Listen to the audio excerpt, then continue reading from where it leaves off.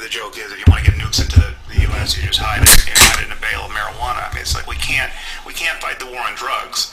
So the idea that we can keep everything out is pretty much a pipe dream. So when you start thinking about the idea of a nuke going off in a major American city, and forget about the loss of life, just what would that do to the world economy?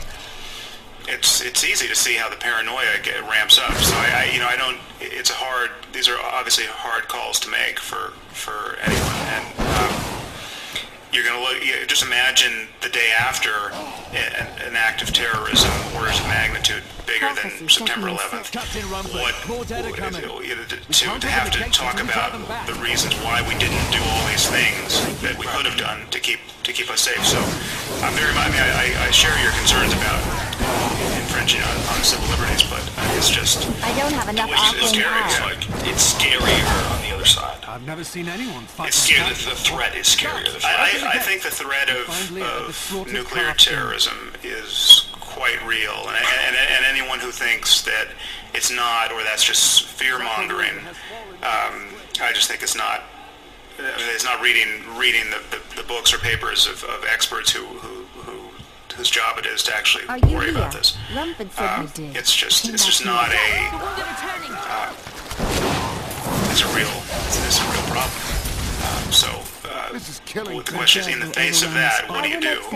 And I'm as annoyed as the thing you don't do is force everyone to take their shoes off in airports until the end of time. I mean, so like we're so inefficient in how we filter, and so yeah. I mean, it's a big problem. It's a problem actually I don't know that much about. I mean, my file on what we should do is pretty thin, but it's pretty clear that every time I'm in an airport and I see some old Norwegian lady who obviously is not a terrorist submitting to the same search as somebody who looks like Osama bin Laden, it seems like a misallocation of attentional resources. So, yeah, it seems ridiculous. There are more of them in the ruins down the road. The idea behind it. So, and you know what else freaks me out is all the fucking radiation.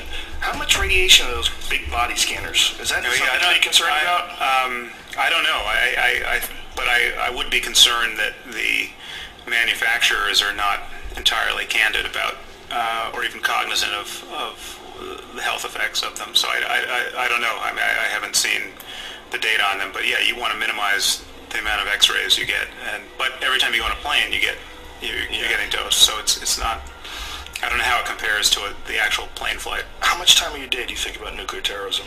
Because if I was convinced as you are, it's not. It's not even every day. I put it out of my mind like anyone else. Yeah. Well, no, it's just it's. The truth is, I believe, you asked me rationally how big a risk do I think it is. I think it's a big risk. It's not a 1 in 100 risk. I think it's 50-50. Well, that's what experts like Graham Allison think in this next decade that he wrote his book about. I don't know, 5 years ago, but he thought like next 10 or 20 year period, the chance of a nuke going off in a major American city was like 50-50, not 1 in 100, and no one really criticized him for that. I mean, people kind of a panel of experts I think came up with 30%. Right. So, but again, you're not hearing the people say no, it's a 1 in 1,000.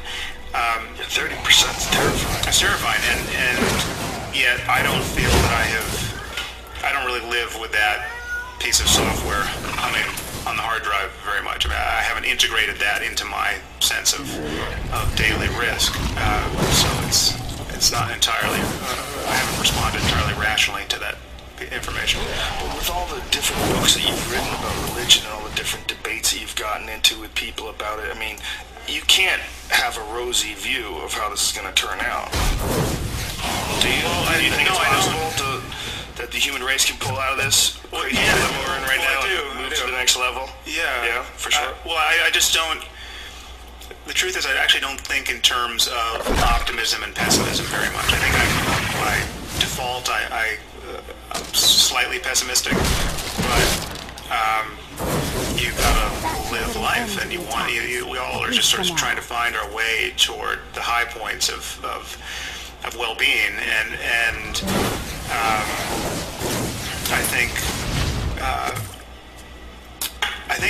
culture can change quickly. You know, it's easy to Diablo himself it's easy to deny how risky our situation is, and I think that we shouldn't do that. But it's also easy to overlook how quickly we can get our act together. And so when you look at just how, I mean, the example for me is the change in views of race in the United States. I mean, when you roll back the clock even 70 years, there was just the level of racism in this country was just unrecognizable. I mean, it's not that racism isn't still a problem, but people were being lynched, you know, and there would, you know, senators would come out and get their photo taken in front of the dangling body. I mean, it was just insanity.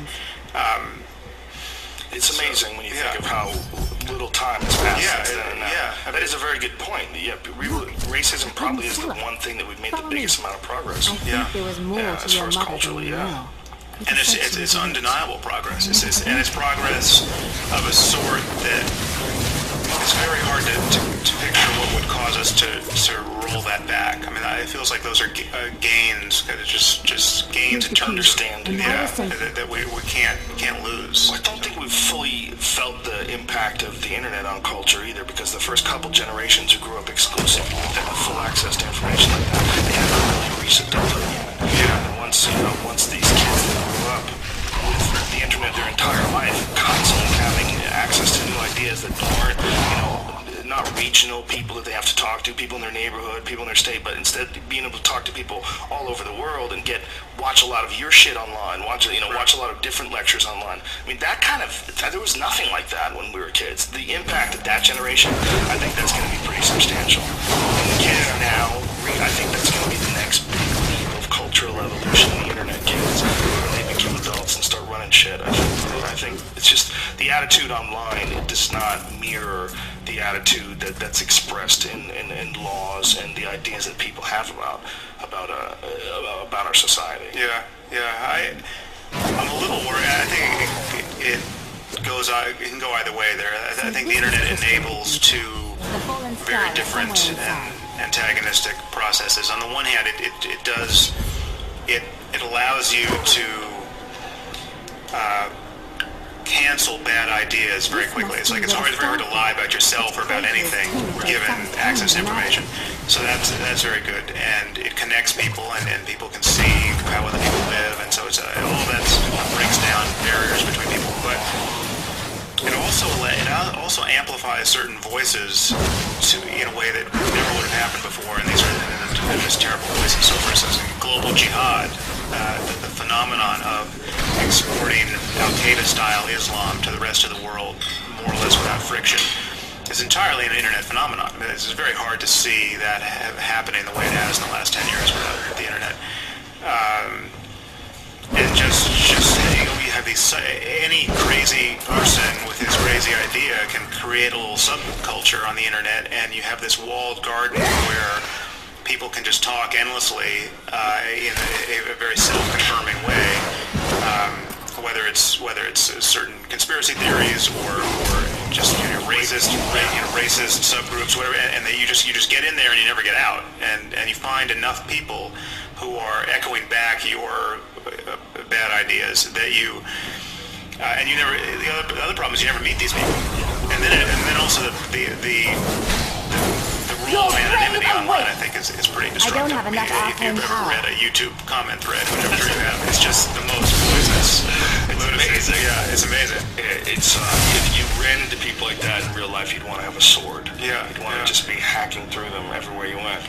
Yeah, I don't know. I see your point. It makes a big the anonymity makes a big difference in having a lack of any sort of repercussions for shitty behavior. That's not natural for humans. It's not natural for humans to be able to affect each other with ideas without social cues, without feeling the emotions of someone whose feelings you're hurting. To be able to do it like this is just so cunty. That's what it is. And even it's not even just internet comment threads or even anonymities. I find it with email. It's like everyone's. This is now trivial to point out, but everyone has sent the email that shouldn't have sent, and watch this, even a very good relationship, unravel based on the fact that you're not being modulated by facial cues when you're dropping these bombs on your friend or your brother or whatever, and it's just it escalates. On the other hand, it's a good way to tell someone they're fucking up.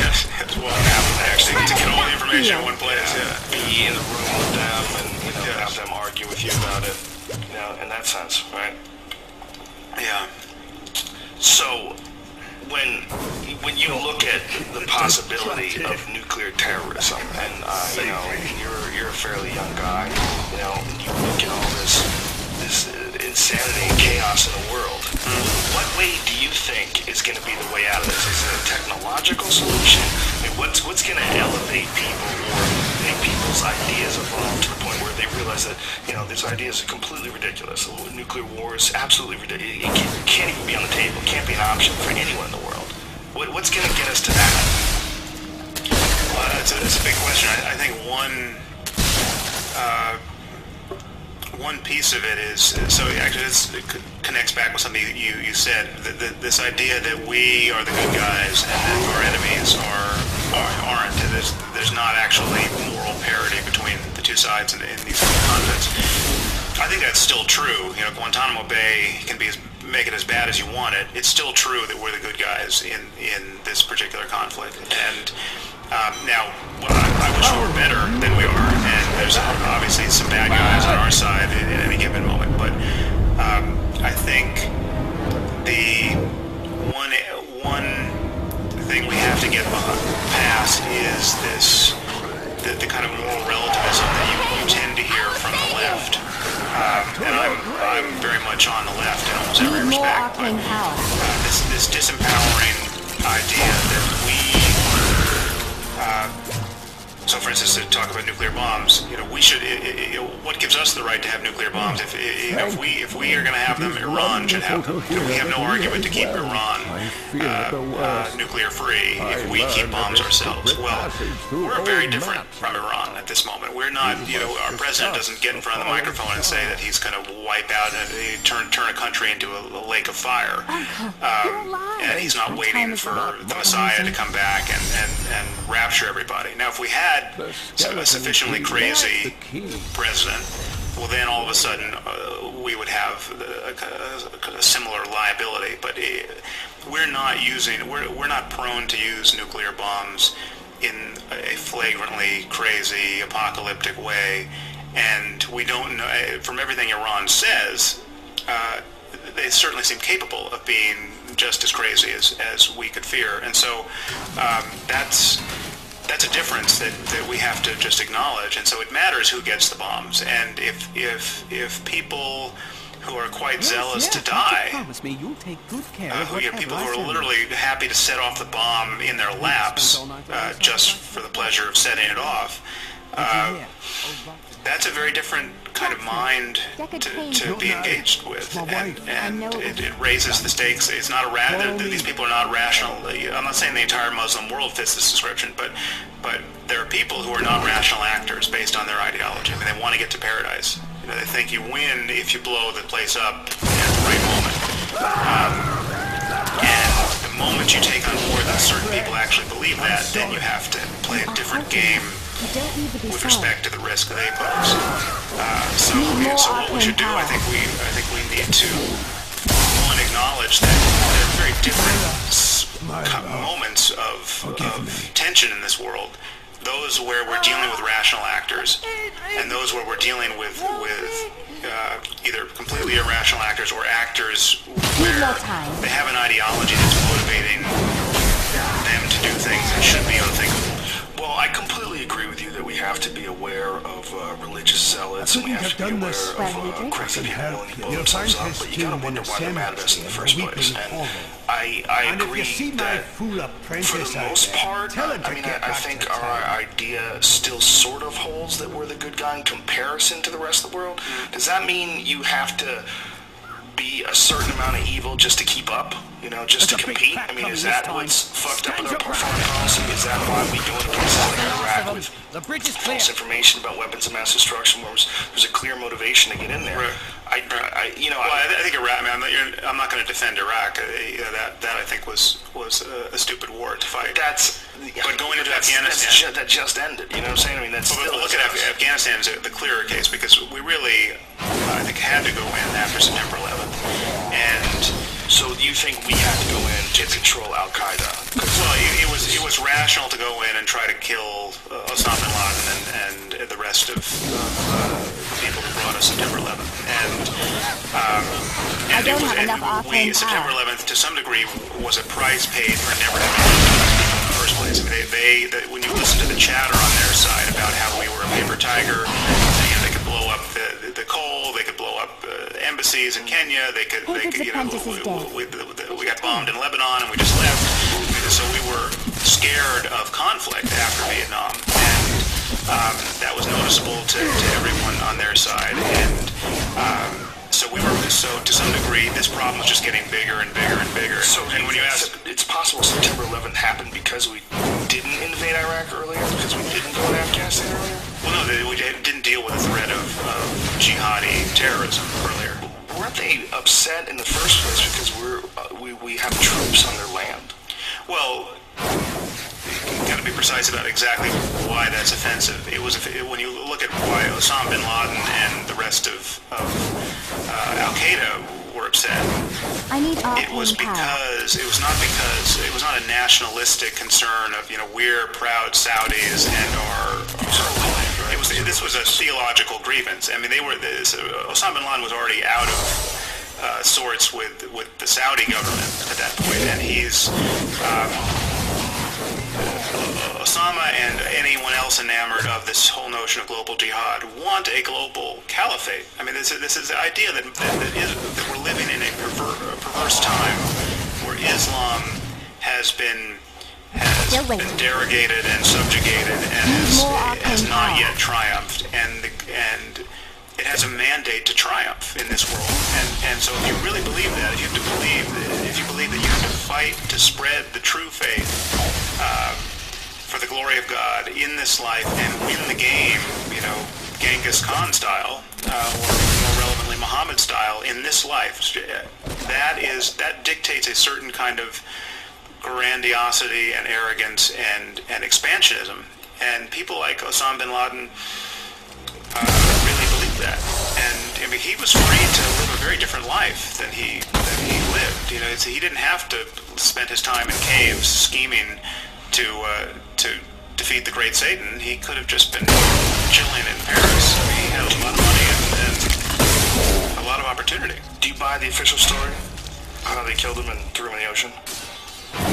I haven't thought about what might not be true in it, but it seemed I buy the official story that we went in and killed him, and what happened to his body, or why, I'm not sure. I think we didn't.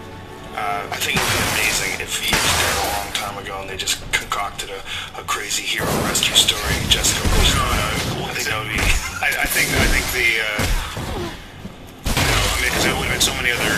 If you were going to fake something like that, first of all, it's just so hard to fake anything. We couldn't fake Jessica Lynch. This is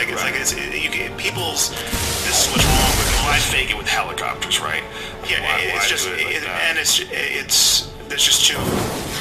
These things, operations like that go wrong spectacularly, and everyone knows about it, and they go right sometimes, and it's very difficult to fake it. The Pakistanis aren't acting like we faked it. They're just pissed that we actually successfully got in there SEAL Team 6 style and got out.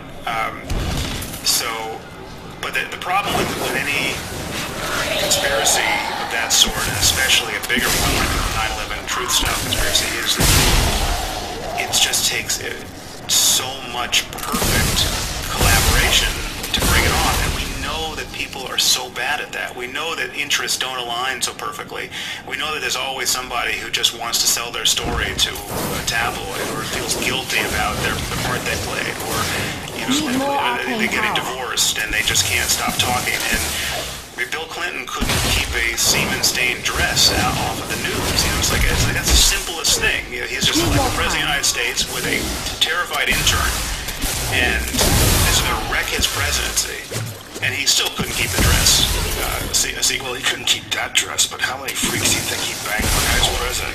That guy was just whipping out his dick left and right and getting away with thousands. That's probably why he doesn't talk about it. Like, once you're a freak, you're a freak. And when you're a freak of the highest order, where you want to be the king of the world, and, you know, you're whipping your dick out in meetings, like, he would meet with women and just whip his dick out and run out of the room screaming. That guy did that shit a lot. Yeah, but again, we know about one. They did September 11th every other month. Yeah, but you read, he got a few girls who got mad at him. Hitch wrote a great book, No One Left to Lie To, The Triangulations of William Jefferson Clinton. Really? He just took him down hard. You say Hitch, Christopher Hitch? Yeah, for about, short books, like 150 pages. Really? Brutal, and I don't, you know, you'll never quite think about it the same way. I mean, he just puts a fine point on everything you just said, and it's pretty brutal. He has a tinge of ego when he talks that always makes me wonder what he's really like. You know, when they'll say things, you know, they have these big political speeches. They didn't do this, we did this. When we're the Democrat, we did this, and we did that. And, you know, sort of bragging about stuff. It's like, it's very unleader-like at this stage of the game. When you go and look into his past dealings, like, I read The Strange Death of Vince Foster. That's a creepy goddamn book. I'd like to go back and reread that. He's a guy who was somehow involved in that crazy real estate deal that they were with, and they found him. He shot himself, but there was no blood at the scene, so it's clear that his body had been moved. Yeah, see, that's the kind of, again, I'm not saying no one's ever murdered or no one ever conspires, but it's just so easy to manufacture details like that that are then impossible. Like, so how do we know there was no blood at the scene? How do we know that some 18-year-old didn't just say that on his website, and now that's the meme that gets spread, and now you have it in your head that there was no blood at the scene? But It's true. So many conspiracies seem to be engineered by that kind of chatter. But if you and I wanted to say, okay, we're going to devote the next month of our lives to just knocking down each one of those points, how would we do it? Because you're going to have to travel to find out whether there was blood at the scene and talk to the right? You wouldn't. It's an endless sinkhole of energy, and yet it just takes a second to set that fire. And that's what actually happens in debate too.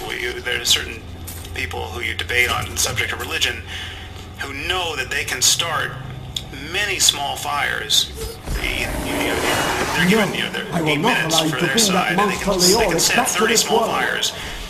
Half-truths, untruths, stuff that you really should respond to because it's just false. But it takes you so long to put the fires out that you can basically put half of them out, and then you haven't said any of what you came to say, and then they just come back and say, well, he didn't put out fires 3, 4, 8, and 9, and so he's clearly conceded my points. And it's just it's a debating game. Right. Dinesh D'Souza is an egregious example of that technique. It's just, if you ever see, he did a debate with Daniel Dennett, which was really didn't serve Dan very well because he was just it was a technique that was quite effective. He's a fast talker, and he can just make a mess, and it would take you an hour and a half to clean it up. But I absolutely agree with you on everything you said. But do you think that there are real conspiracies? Do you think that every one of these things is bullshit? I mean, people clearly do conspire, right? Enron was clearly a conspiracy. It might have been a conspiracy that we entered into the Iraq War under false pretenses. I mean, it might have been a conspiracy, the Gulf of Tonkin incident in Vietnam. That might have been a big conspiracy. Yeah, there's no question that from time to time, powerful people get into some star chamber and twirl their mustaches and conspire. I think that probably happens, but it's just hard. It's hard to bring it off, and you should never assume that's the case. And I mean, there's an adage on this subject that you never ascribe to conspiracy what can be explained by incompetence or something like that. And it's just so obvious. The incompetence factor in many of these situations is so high, so obvious. And as it is almost, and especially in government. And with September 11th, it's just a crushing variable. It's just that we're just not prepared to deal with that kind of problem. And anyone who thinks this was a conspiracy thinks that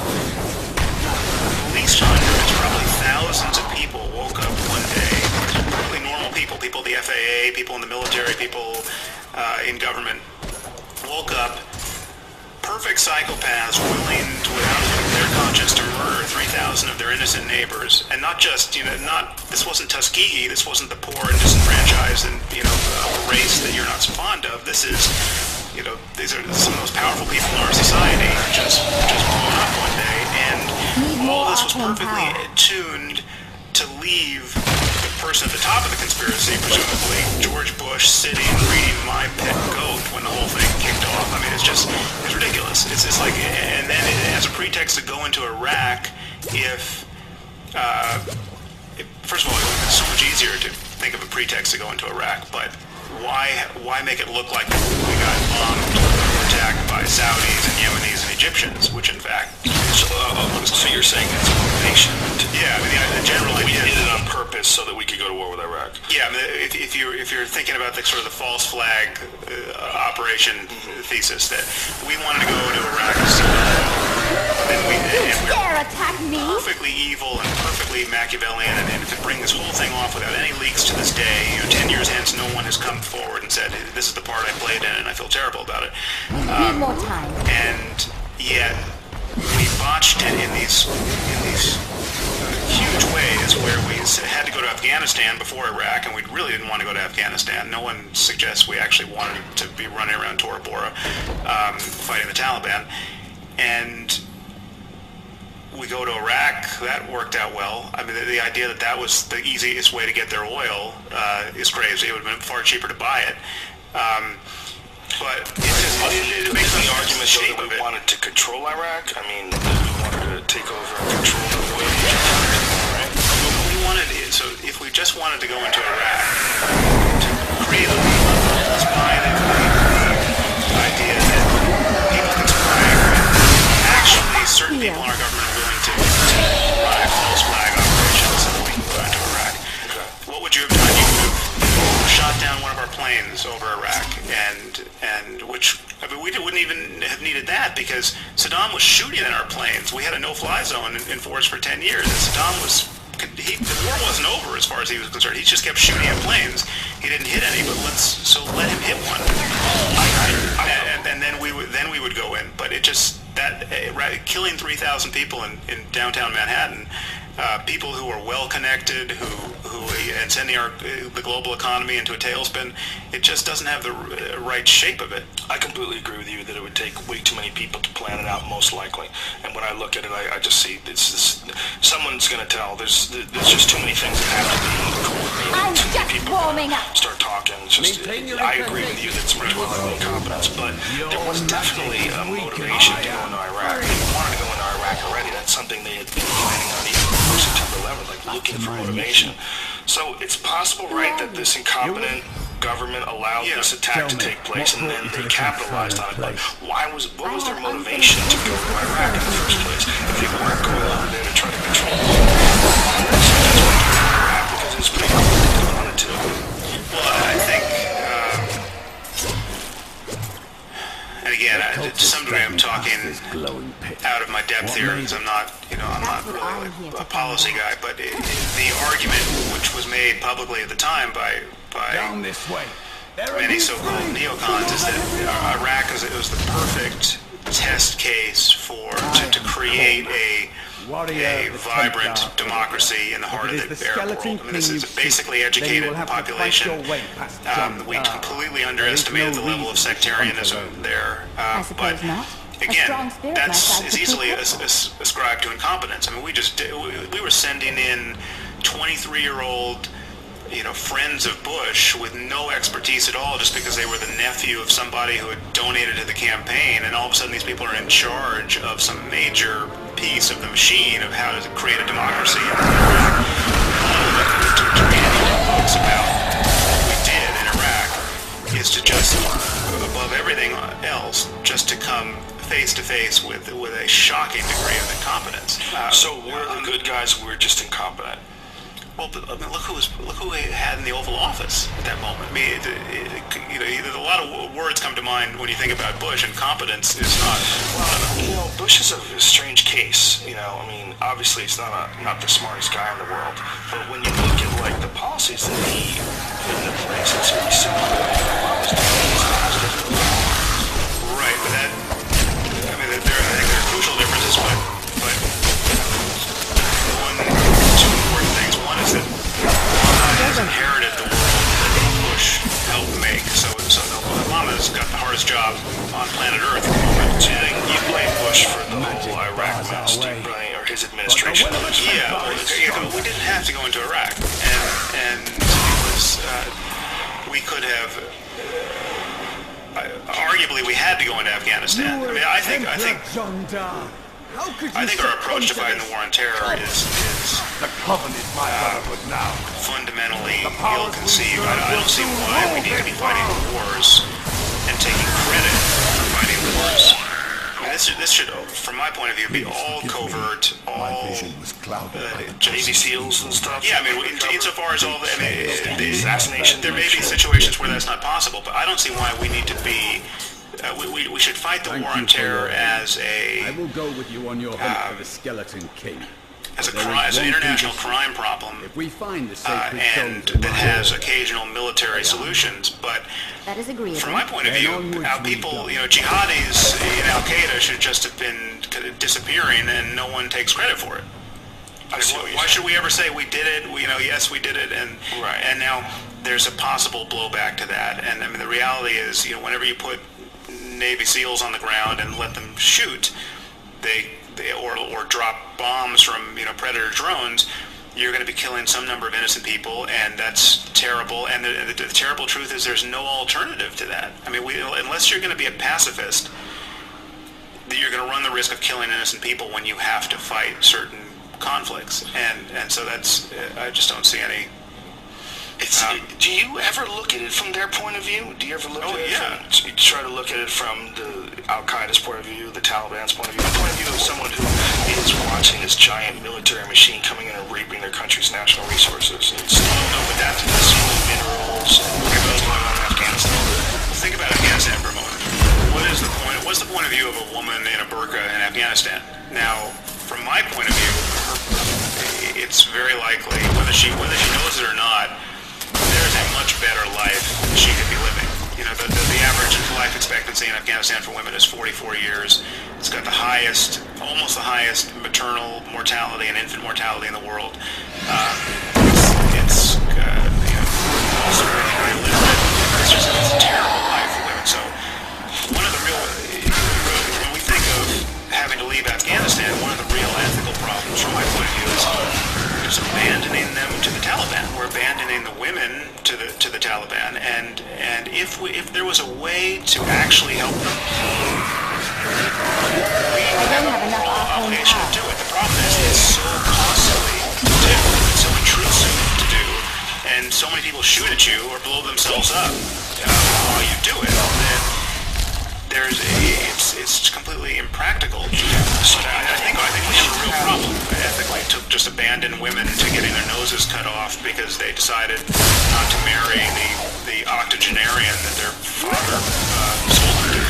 Well, obviously and stuff, social restrictions they put on, but do you really think that we should have troops overseas to try to reinforce our moral standards on this country that's a mess? I mean, should we really do that? I think is that what we're doing, though? No, but I think we are attempting to do that, but it's just not doable. Do you really think that's our motivation, though? And when to some degree. What about the environment? Well, let me sidestep that for a second and just talk about what I think the end game is. The end game is to have a global civilization that actually works. And what would that look like? It would look like more or less what it looks like in any country. Whether you have a world government that achieves this or some federation of states that works better than certainly than the UN, you need to have, if girls were getting their noses cut off and being forced to live in burqas in Florida, it would be a crime problem, and we would send in police to force people to treat their daughters better, or to treat their wives better, and that's necessary and appropriate. It's just there's no mechanism that allows us to do that as a matter of international law, and so we clearly have to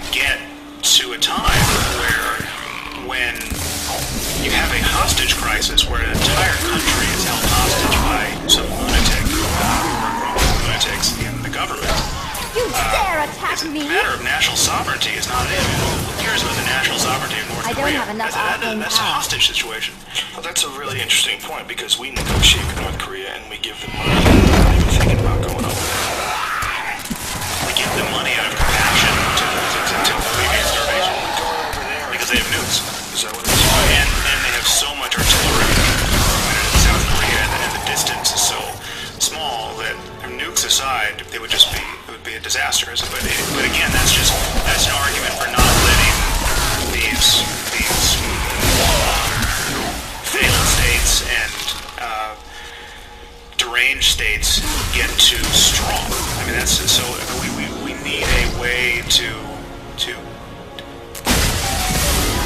We need a way to convince the entire civilized world of functional democracies to apply quasi-global pressure to any one of these regions, demanding that they get their act together. And Afghanistan is definitely a place that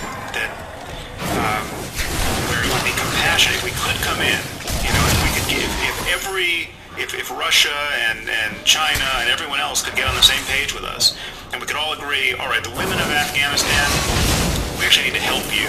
So how are we going to do this? We're going to, the first pass, we're any guy who's throwing battery acid in the face of little girls because they want to go to school, okay, we're going to deal with that guy as the sociopath that he is. And if it just so happens that there's a culture of those guys and they call themselves the Taliban, we're going to deal with the Taliban as a gang of sociopaths. But again, we tried it on our own, more or less on our own, and the results have been terrible. And the results have been terrible largely because of the role that religious thinking plays there. I mean, you burn a Quran by accident, and basically the war is almost over and well lost because everyone takes to the streets and begins killing people. There's nothing more inflammatory than trespassing on their religious sensitivities. And you accidentally bomb a wedding and kill 50 children, you don't get the response we recently got with this Quran incident. And so we're not dealing with a culture that can have a sane discussion about the proper goals of human life and how to safeguard human happiness.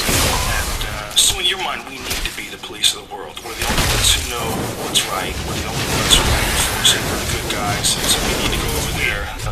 America, I guess, the military-industrial complex around America.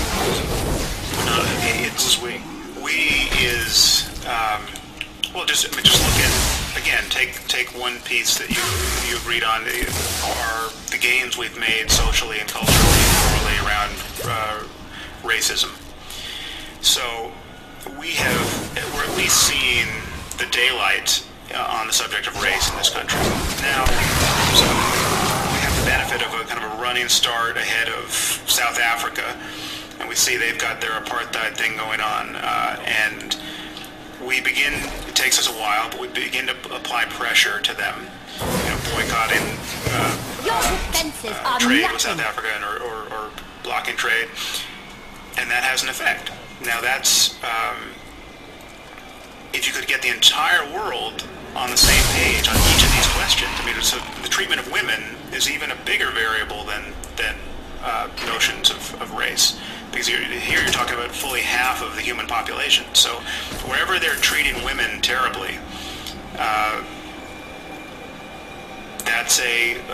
and systematically, not by accident, but because there's some ideology that women can be treated terribly, that's a human rights problem that every society that has a robust conception of human rights can figure out how to apply pressure to. Now,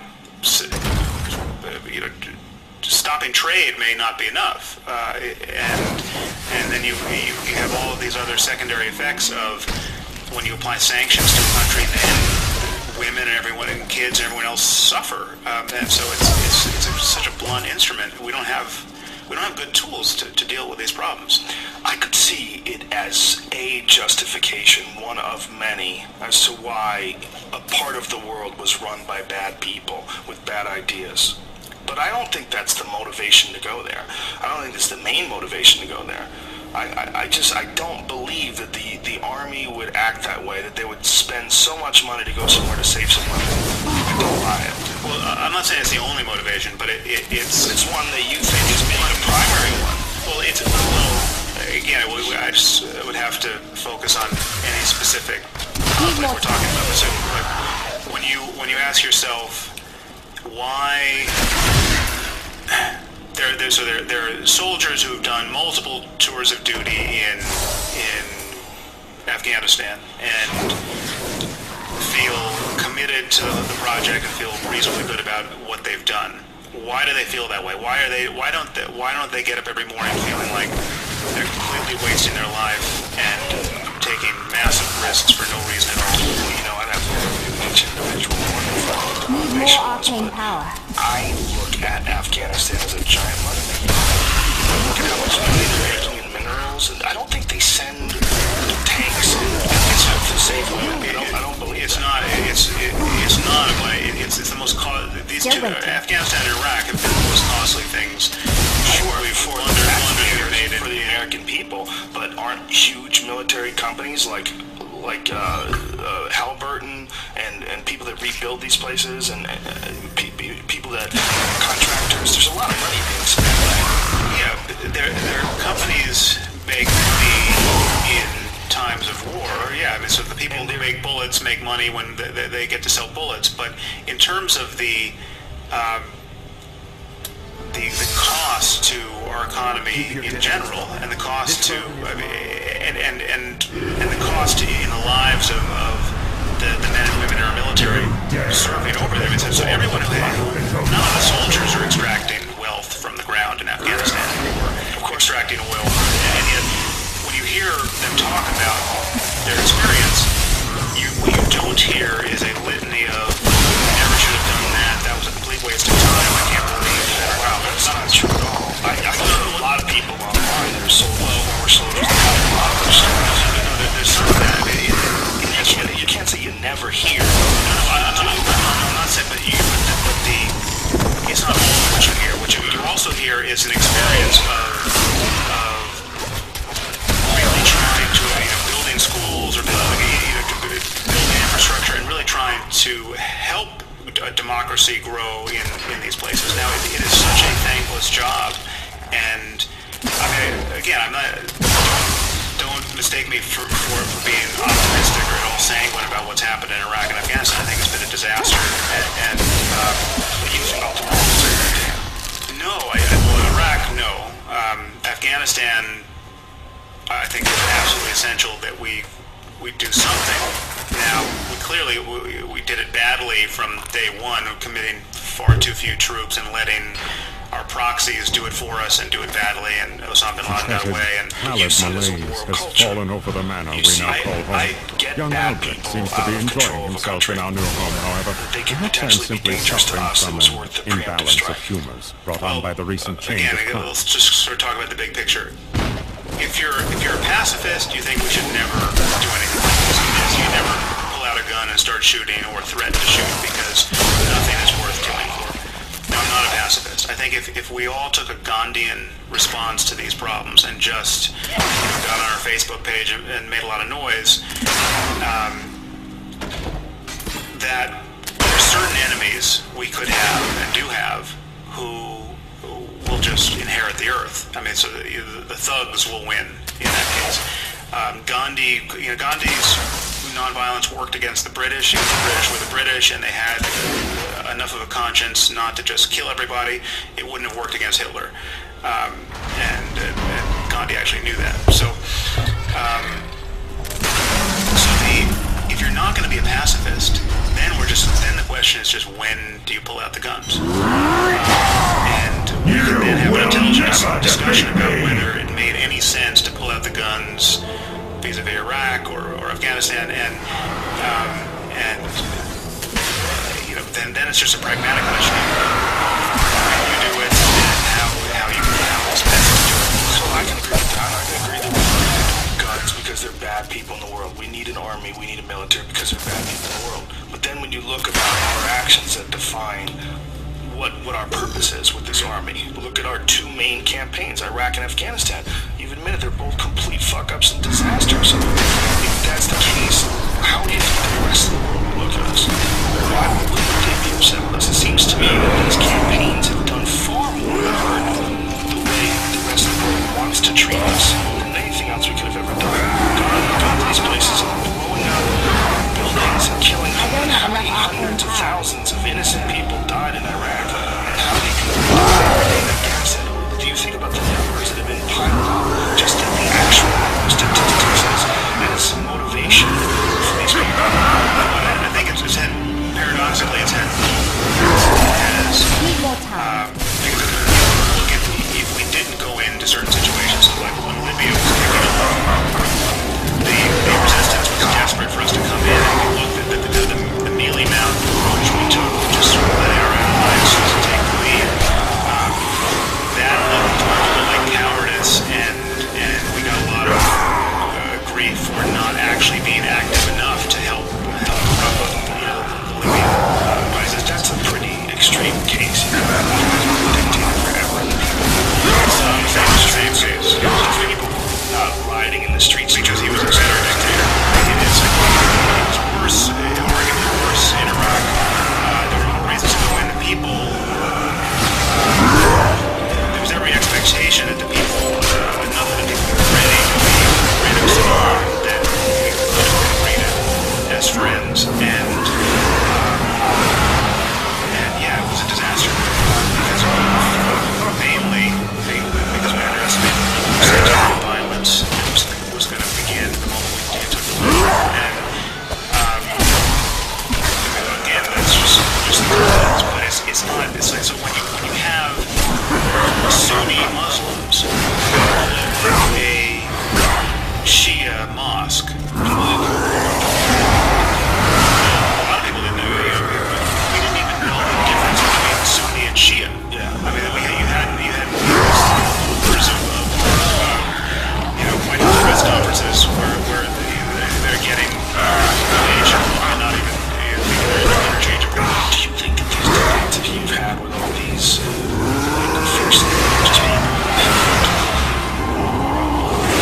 pessimistic thought and idea of how we need to handle people that their entire cultures are run by religion? I mean, does it use it like for rational conversations to the point where, like, you know what, you have to engage militarily. There's no other options. You're never going to get by with it. You're never going to get by with rational thought. You're going to get by with reason. You're talking about just waiting for burning some pages accidental. You're talking about cultural material for true. Yeah, I think it's not partitioned so easily by state, but I think I view it as kind of concentric circles. So again, we're talking about Islam here for the moment. You have this sort of the center of the bullseye of doctrinal, crazy, global jihadist Islam, where I think Al-Qaeda and Al-Qaeda-like thinking, that's just a deal breaker. I mean, so we're at war with that subset of the Muslim world, and they are. It's not our idea that we're at war with them. They're at war with us.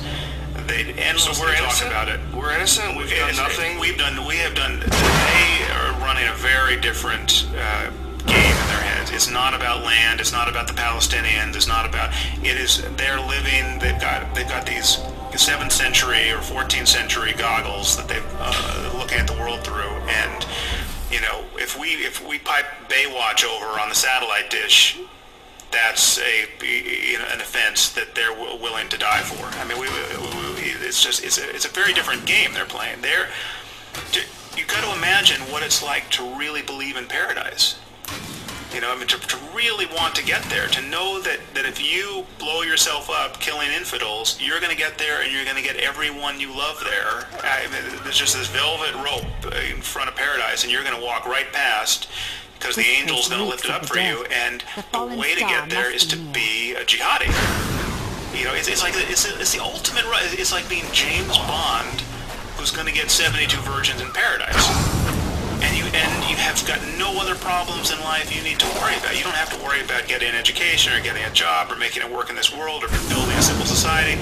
You just have to play your side of the game right and die in the right circumstances. But how many of those are there? How many people I think there are enough. Well, I think there are tens of thousands of people who went to training camps in Afghanistan. So again, so concentric circles. So the center of the bullseye. Let's say that's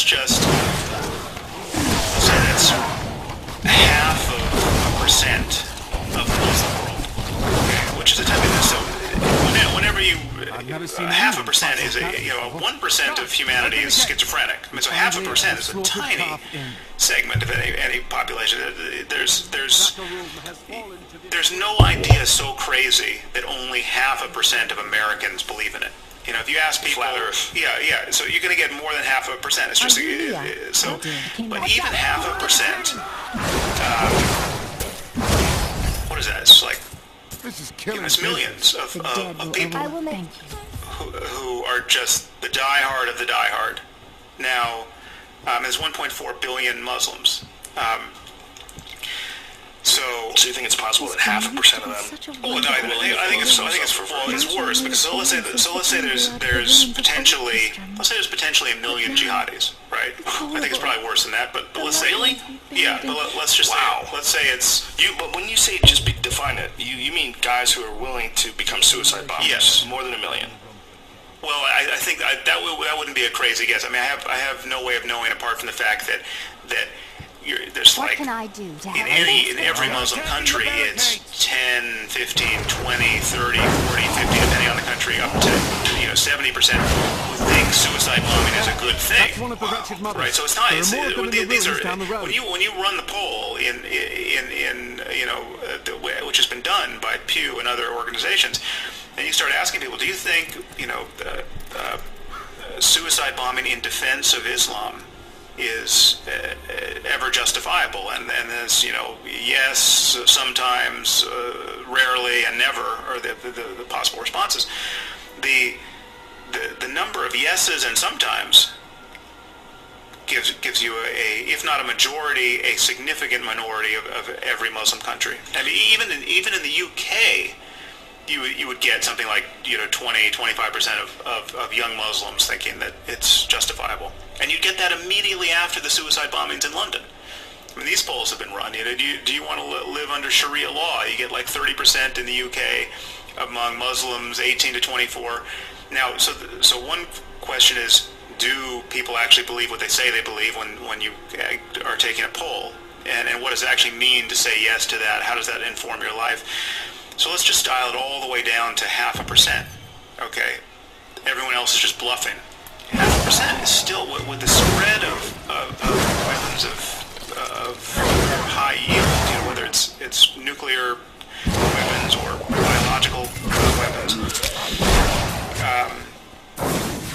0.5% of any significant population, it can do a lot of damage, and so it's something that we have to win a war of ideas ultimately, and we have to discredit these ideas so that the next generation doesn't find it so easy to believe these things. But how do they accept us? How do they accept anything, any real solution coming from us when they know what we did in Iraq, when they know what we did in Afghanistan, when they know what a fuckery we've made out of the whole thing, when they know how much rampant corruption there is, when they know how much missing money there is? How do they ever look at this as anything other than a money grab? How do they ever look at it as like, oh, these are the Americans, they're going to teach us how to live? How could anybody accept that? Well, it's not, but when you look at, again... It's just necessary? It doesn't matter how they accept it, we just have to do it anyway? When you're talking about the center of the bullseye, these people are truly unpersuadable. There was nothing we were going to do that was going to get Osama bin Laden to say, I had you guys all wrong, we're friends now, and I mean, I think a certain percentage of people are unpersuadable, and the force or the threat of force is the only game to play.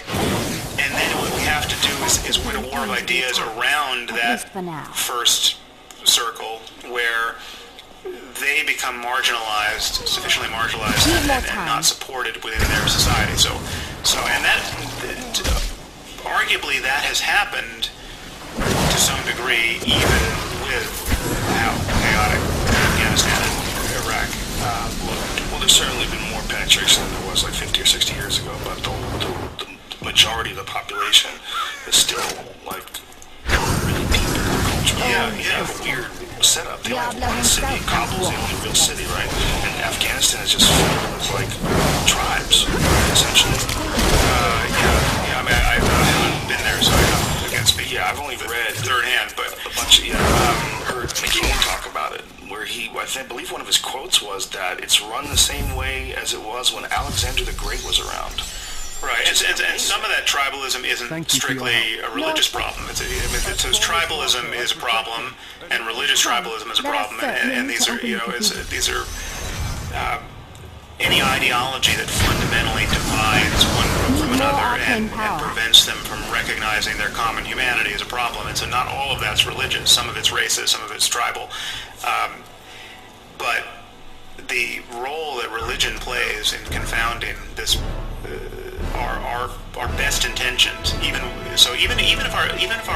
we only had our best intentions and they were not mingled with our worst intentions, even if it was not about, even if we would just go into Rwanda to help people, even though they don't have oil and we got no national security interest, but they take out the machetes and start killing their neighbors, and we're going to put our lives on the line to just stop the violence. The problem is, it's just that there's no elegant way to do it. You wind up killing innocent people. You wind up you can't commit enough resources to build a civil society. You can't. It takes too long to teach people what they should want. So you sort of reconcile our problem. You sort of reconcile our military actions. You reconcile the corruption, all the fuck up. You say all the fuck ups that they are what they are, and there's nothing we can do about them now. But what's important is we keep these crazy people from developing nuclear bombs and from attacking us, because the very real possibility of nuclear terrorism to you is far more important than whatever mistakes or corruption has been, that we've put out as a country that have gotten these people to have this sort of a perception of us. I think, I can't sign on to all of that, because I think our screw-ups have been huge, and I think we have a huge moral debt to all the people we have accidentally blown up. I mean, obviously collateral damage is a huge problem, and I think we are, and it's been a problem in every war we've ever fought. I mean, one of the things we've now, which is an advantage on the one hand, but also a disadvantage, is that there's so much more transparency. We know so much more about the bad stuff we do, whether inadvertent or not, that we didn't know this in World War II. I mean, we're bombing Dresden and incinerating hundreds of thousands of people, innocent bystanders for the most part, not non-military targets, and we could arguably we should never have done that, but we arguably couldn't do that now, given how much given what the images would do to us on the nightly news, and so. And I think that's all to the good. I think we should understand the cost of war more than we do, and we should understand how horrible collateral damage is more than we do. How do you feel about WikiLeaks? Well, I think Assange is just, he's a cult of personality. He's a creepy bastard. So it's hard to. I mean, I like transparency. I think the journalistic aspect of it to some degree was legitimate, but I think it's also, if you're going to release, certain secrets shouldn't be released. Certain secrets are there because they're keeping people safe, and to release those secrets irresponsibly is to put people in harm's way. And so it's a very mixed thing. How did you feel about the initial video that he released? Collateral Murder, the one that showed the guys in the helicopters shooting the people on the ground, and a car full of children, and them saying, well, they shouldn't have brought their kids. Right. Well, the thing that's horrible about that is horrible, but maybe inevitable, is that we're just not wired to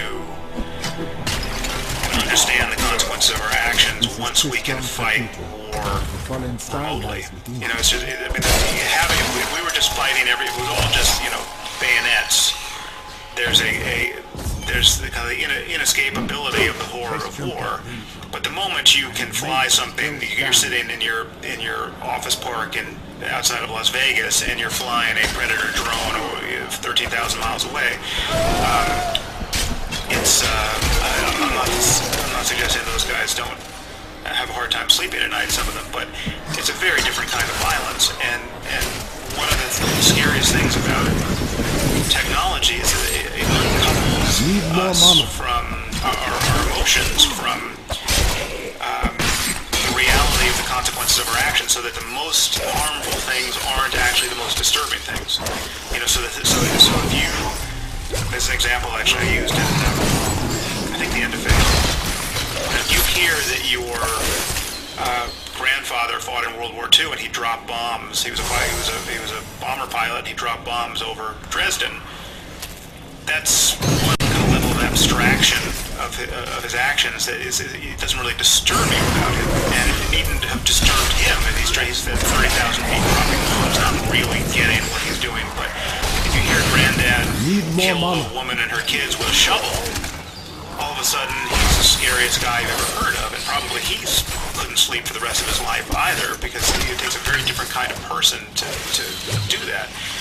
But the guy dropping bombs killed far many more women and children than the guy with the shovel, and so that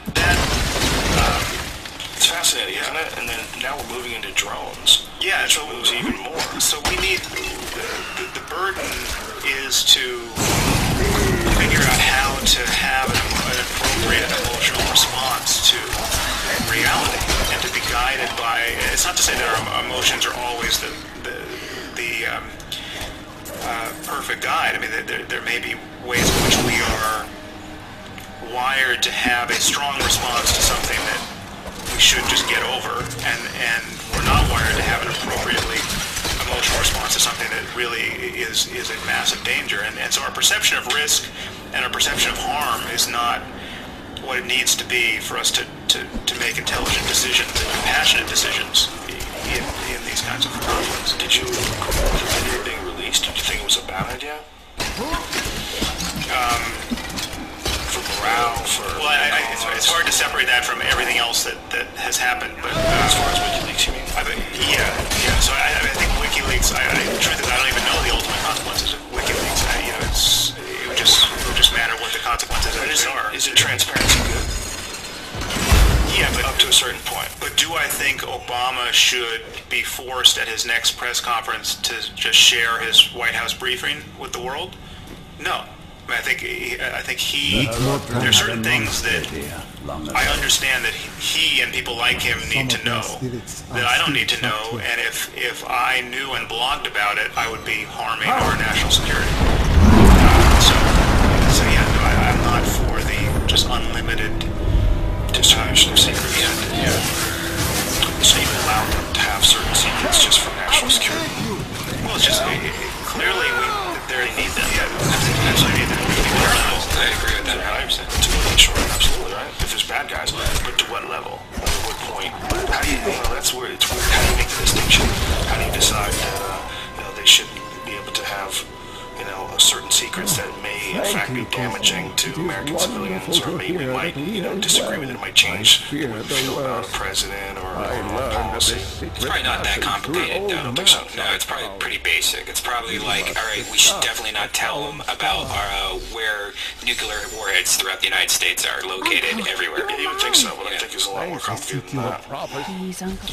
Yeah, well, again, there are trade-offs between some of these things where it's just it's hard to really be satisfied that you've hit the right answer, because it's the. So, for instance, going through security in the airport, there's this issue of fairness, and there's this issue of intelligent use of attentional resources. So the fairness would say, yes, frisk the 75-year-old woman who looks like she just got out of her evangelical church, just as much as you frisk the guy who just prayed on his knees to Mecca before passing through security. It's only fair to be blind to those otherwise salient differences between them. But it's stupid, too, when you know that the person who's going to blow himself up on the plane is a jihadi and not an ordinary-looking old woman. So, again, what are the consequences of being starkly unfair? Where you just profile nakedly and say, yes, without apology, we profile. If you're Muslim, we are going to subject you to a harrowing surge at the airport because we're worried about your brothers. That is why we have to find a balance. We're struggling to find a balance between those two things, and I think we're need more time. In the current environment. I think we're wise to err on the side of being fair and I think you would want us to err in that direction, to be fair and to be transparent and to be, but that's what's so scary about something like nuclear terrorism. One thing has to happen, and all of a sudden we'll all be desperate for a level of security that will radically transform our lives. And it'll be, again, it could be completely out of scale with the actual damage. So, if it went off in Los Angeles and killed 100,000 people, right? So a small nuke killed 100,000 people and rendered some area uninhabitable for a while. That would be such a rattling event, and we would all be demanding huge changes, and we would be forfeiting our civil liberties happily with both hands, as was clearly evident after 9/11. Right, but this would be orders of magnitude worse. And yet, it would be rational to say, well, listen, 400,000 people died of heart disease last year. No one is forfeiting their civil liberties or going nuts over that figure. We're talking about 100,000 people.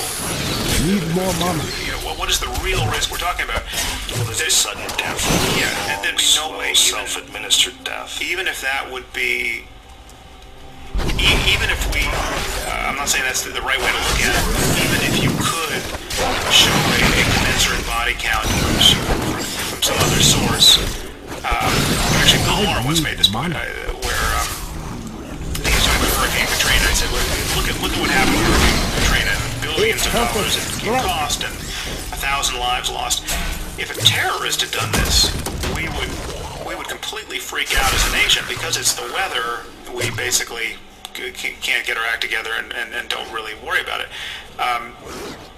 That difference in response is what drives something we have to be cognizant of. And so one rational reason to want to protect against certain especially salient events like nuclear terrorism is because we are guaranteed to overreact in such a way that the consequences will be horrendous. Just economic consequences. That's a very good point. So your point is cut back on civil liberties so that we don't have to cut back on them in the future when the shit hits the fan. Well, to some degree, that's an argument. But cut back on them. And again, I wouldn't phrase it in terms of cutting back on civil liberties, but it comes back to moments like airport security for me. It's like, how much security do I want when I get on an airplane? I want intelligent security. Now, and I also want fairness. And I'm willing to put up with a certain level of inconvenience to know that basically this is being done safely. Now, do I want huge inconvenience? Do I want to be bombarded with X-rays? Do I want to, I don't want to have to take my clothes off every time I get on a plane? No, but it's just. We have to, as a society, there's something very corrosive about the signs that these efforts are ineffectual and not being done intelligently. I mean, if we could all just see an airport security protocol that just looked right, where it's just, then I think everyone would understand why we had to do it. But it looks so wrong, and it feels so wrong, and doesn't feel like it's improving. It's just it's not like they're figuring out the system better, and this is an easy way to do it. It's intrusive. There's no easy way to do it. And I'm not even putting myself. It's like I'm not. Fine. I don't actually look. I don't think I look like I'm Al Qaeda, but I don't look. I'm not as benign. I once saw a little girl when we first got the shoe bomber effect, and we were all having to take off our shoes. I saw a 3-year-old girl in her whatever those black shoes wear. Chili's, Bugs. I don't know. There's some older school name. Anyway, she was just like holding up a line. She was being forced to take her shoes off. She was terrified. It was like her first flight, and like the parents were being traumatized. And it was just the most insane misapplication of human resources. And meanwhile, that was a flight where I had accidentally taken a bag that I used to keep a gun in, and I went through security with a double handful of bullets, just inadvertently, right? So I'm getting through with bullets, and they're looking at this girl like she's, she's okay. Al Gore got frisked. Do you remember that? No, but yeah, Al Gore made a big deal out of it because he was flying commercial on one of these flights, and he got frisked. That's man. How ridiculous is that? That's a symbolic demonstration of fairness. Yeah, it is. I guess at a certain point in time, though, you go, come on. You think the ex-vice president is going to become a suicide bomber? Is that what we're looking at here? Yeah. So it's that kind of thing that I think is corrosive, and the missteps and failures in the pattern that level of foreign policy and in fighting wars, they've been corrosive in the same research as the ineptitude acknowledged and unanticipated costs, it's all just, it's very hard to be idealistic or feel like anything is being done right. But no, I will not allow you to bring that monster Leoric back to this world. Obama's got to deal with when he drinks his first cup of coffee in the morning. They're getting the information from the world of intelligence, which is struggling to quantify certain risks, and there is no question that there are people who are desperate to blow up whole cities in this country not because they have said they have a long list of rational grievances against our foreign policy, but because they're fighting a cosmic war. You found the and that's just something we have to absorb, as bizarre a fact as it is. So you think for most people it's almost impossible to sort of understand their mindset, to really put yourself into their shoes. It's virtually impossible to really have that kind of a crazed. I don't find it actually. I feel like I can put myself in their shoes. If I read the Quran and I read the Hadith and I read what people like Osama bin Laden say about their intentions and why they're doing what they're doing. You watch a few suicide videos, Last Testament videos of suicide bombers. You just have to imagine what it would be like if you really believed that this was the structure of the universe, where this human life that people like us really value is just this irredeemable, fallen, really revolting circumstance of separation from God, and it's just this anteroom to the better place that you get into if you live this way and die in the right way at the right time, and eternity awaits. Eternity where all the good people get to be happy forever awaits. Now, why would you want to stick around here? I have to talk about this more, but I also have to pee. So I'm going to put my headphones down, and I'm going to ask you a question when we get back, though. How the fuck does anything get fixed? How do we fix this? If you were the grand social engineer of the universe, think about that. I will follow you. So now what do I do while you pee? Right. Okay. Hey, how's it going? Okay. Sorry, I'm just reading. So, is this something that you fell into? Like, did you think like this growing up, or did you have somebody that inspired your beliefs and the way that you think, and like your I guess your stance on everything, or have you always been interested in it, or? Well, I've been interested in religious experience, right? Why, just what it means, and for people personally, and just what the possibilities are. As a teenager, I was as interested in just what are the limits of reality as anyone else, and so to some degree, my research there has been scientific, and now increasingly scientific. But early on, I was interested in religion as a possible account of what's true, and I was also interested in the kinds of experiences that the founders of the world's religions have had, or seem to have had. So I'm interested in the kind of experience that would get Jesus talking like Jesus, or Buddha talking like Buddha, and I've sought those experiences with drugs and meditation, and it's absolutely clear to me that there is a range of experience there that is hugely motivating and real and accessible, and has been traditionally described only in religious language, and seems to cash out the crazy claims of the various religions. So if you're a devout Muslim, and you start having the kinds of experiences that we've had on acid, that people have had in intensive meditation retreats, they get framed in very much in doctrinal ways. So it seems to justify your infatuation with this one revelation. A revelation which is intrinsically divisive, which argues that you should hate everyone who's not in the fold.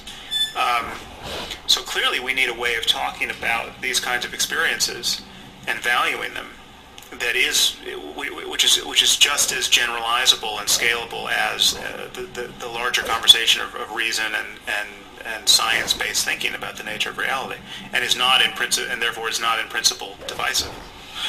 One of the things that McKenna always said in describing the difference between religion and a psychedelic experience is that in a psychedelic experience, you don't have to believe anything. Right. Just go on in, and you're going to experience it whether you like it or not.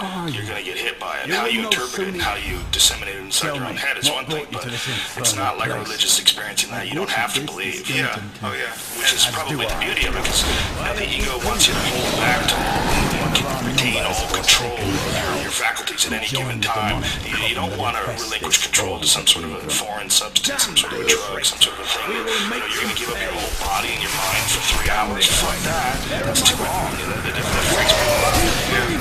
It freaks me out. It freaks people out with good reason, because there's a chaos factor in psychedelics which you don't get doing yoga. Now that's their power and their peril, because the other thing that McKenna said, which is obviously quite true, which is that if you teach someone to meditate, you teach them to do yoga, or you teach them to tell them to whatever spiritual discipline you think is so potent, based on their talents or based on their happenstance, or nothing might happen. I mean, they just might get bored. It doesn't matter if they do it for an hour or a week. It's not necessarily going to move them. But if you give them 100 micrograms of LSD or a sufficient dose of anything in that family, there is just no question something's going to happen. Now, it could be very pleasant, it could be very unpleasant, it could be mixed, but there's got to be a break with their ordinary consensus trance ability, and that's a short view. So it's a huge shortcut, but the problem is it does just sort of puts you in a slingshot, and you're not quite sure where it's pointed, and then you're going that. So it's a method, but you think that meditation is probably an equally effective method if you really follow it through. I mean, I think of meditation the same way I think of martial arts. You know, I can teach you a spinning wheel kick. I could show you it, and you might not ever be able to do it right. You might not have the flexibility, the coordination, the mental flexibility. You might not be able to focus on it enough, or be intense enough, or spend discipline enough to stretch yourself enough to pull something off. But you can't say that another person can't pull it off. It is possible to pull it off. It's possible to be an expert at it. But out of all the people that you teach this, like a Kundalini or some intense form of meditation where you achieve altered states states of consciousness, how many people are going to have the focus, the drive, the discipline? How many people are going to put in the time and the numbers to actually pull off an altered state? I've never done it. Well, Agreed. I completely agree with that, except there's one caveat, which is I think that the center of the bullseye of altered states of meditation is not so altered. It's not. It's actually the thing that you want to realize from a contemplative point of view. It's not actually the same as the full kaleidoscope of effects you get from psychedelics. It's not just, and this is a distinction I made, I think, again, in the End of Faith, between the content of consciousness and realizing a specific property of the nature of consciousness. And there's no question that you know, because of ordinary waking consciousness, the content, the spectrum of content is trimmed down. I mean, we have, you know, there's just a feeling of it's all solid and it's just me here in my body, I'm locked in my head, and it's you over there, and there's no, the energy of the situation is quite, and there are not too many surprises. I mean, we have all kind of been taught neurologically to just perceive ourselves in the world. You give someone LSD or psilocybin or mescaline, and that begins to change radically, and it changes for everyone, and it can be terrifying, it can be incredibly blissful, but what happens is people are flooded with new content and new feelings of meaning and new just the energetics change. So you put your hand on a tree and you feel like the buzz of kind of living contact with a tree, which you have never felt in your life. All of that kind of the more aspect that you get with psychedelics isn't really what isn't the point of meditation. And it comes with meditation. So if you go on a 3-month retreat where you're just meditating 18 hours a day, and every time your mind gets more simple, you go back to the practice, whether it's mindfulness, vipassana meditation, or whatever it is. It could be yoga. That, you know, being in a pressure cooker of intensive retreat can give you that some experience of more. I've never quite had it like what you get in a psychedelic experience. How close have you come? Well, it's not the, you can certainly get what you get with MDMA. I mean, just like the full-blown empathic, unconditional love thing. Yeah, you've had that? Oh yeah, you can, wow. And they're actually practiced within Buddhism. There are practices that are just tuned to that. So the practice of loving kindness, metta in Pali. It's just you're just trying to stoke that emotion, and you're just thinking. It's a very simple practice. You bring to mind people you love. You're not romantic lovers, just your best friend, say, and you just meditate on that person, and you just think thoughts of well-wishing for them. Just may you be happy, may you be free from suffering, and just connect with your wish for that person's happiness. And you just train that up. The crucial piece is once you get concentrated, once your mind is no longer wandering into the chatter of just distraction, and you can actually focus. You get the feeling going, and you can focus on the actual practice. Then you can do it. Then it gets kindled, and then you're feeling very much what you feel on ecstasy, where it's just this. Of that I am certain. He alone had the king's ear, and whispered it becomes like ecstasy the moment you move it off, because you start with someone who's very easy to love, like your best friend. The councillors nodded their empty heads in agreement. Then the practice evolves, and then you move it to a neutral person, and then you even move it to an enemy. So then you get it. Then it's just broad spectrum, 360. I wish everyone happiness. That's the goal of the practice. But wishing with a totally focused mind that is not lost in thought. The truth is, just having a concentrated mind that's not getting lost in thought, it's just intrinsically pleasurable. It's intrinsically blissful. it's like the emotional base note of all the good drug experiences. It's like it's sort of the opiate, happy feeling comes just with concentration. No matter what you're concentrated on, if you're just concentrated on Buddhists do practices where they'll just focus on a colored disc, and they reach levels of concentration. So you're just focusing on a swatch of red, and you're reaching states of consciousness that are just extraordinarily blissful. But again, that's not the ultimate. That's not the ultimate point of meditation. Concentration is just a tool to use to actually glimpse something about the nature of consciousness. And so this comes back to what I was saying before, that the actual goal, and this is a difference between just getting more content and getting the wisdom that comes with recognizing something about consciousness. The goal is to recognize that ordinary consciousness, without anything getting psychedelic, is a circumstance of genuine freedom. The sense of being a neurotic self, locked in the head, worried about what other people are thinking, that can be cut through so that it's just gone.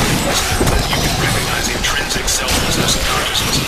And that can happen without any of the pyrotechnics. It can happen without rush of energy in the body. It can happen without the colors changing. It can happen without any luminosity of any kind. I mean, you don't feel like you've taken a drug.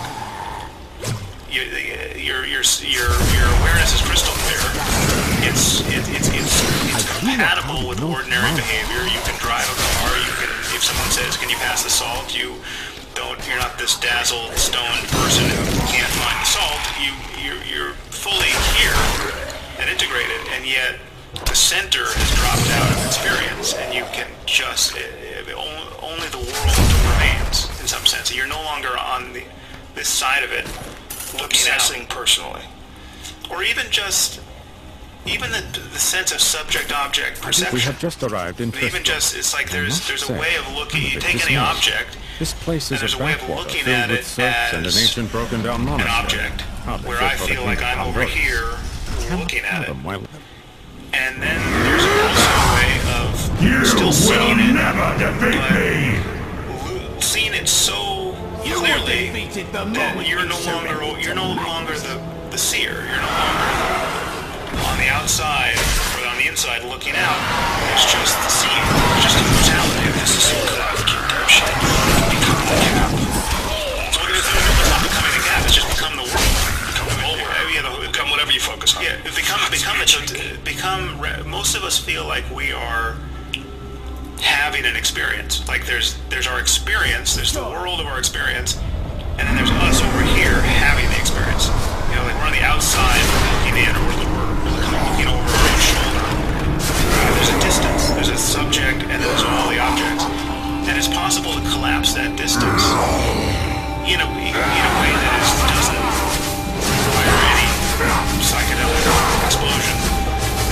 And that is from a meditational point of view, that's the center. So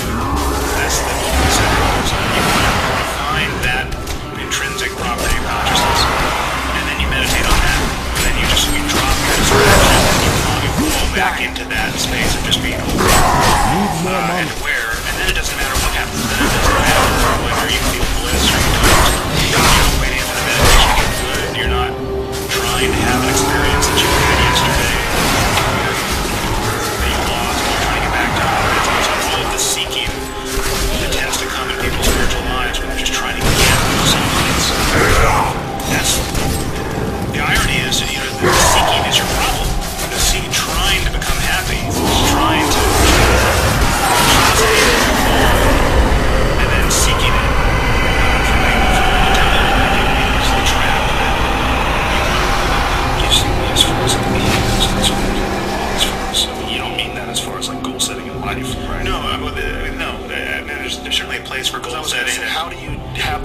dude, and still write your books. No, I mean, how's it possible? Yeah, no, I'm not nullifying all purpose-based behavior, obviously, but from a contemplative point of view, like, so the question is, what is available to realize now, in the present moment, that is liberating?